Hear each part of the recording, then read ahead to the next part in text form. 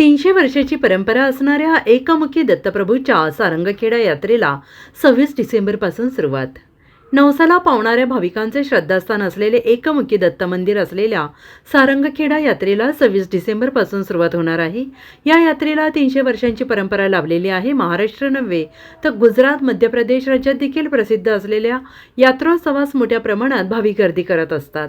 25 डिसेंबर रोजी पहाटे दत्त महाराजांचे अभिषेक स्नान करून पूजाविधी करण्यात येईल। तसेच सायंकाळी 7 वाजता प्रभू दत्त महाराजांची पालखी सोहळा होणार असून 26 तारखेपासून सारंगखेडा यात्रेला सुरुवात होणार आहे। एकमुखी दत्त मंदिर हे नवसाला पावणारे भगवान असून येथे अनेक भाविक हे नवस फेडायला येत असतात।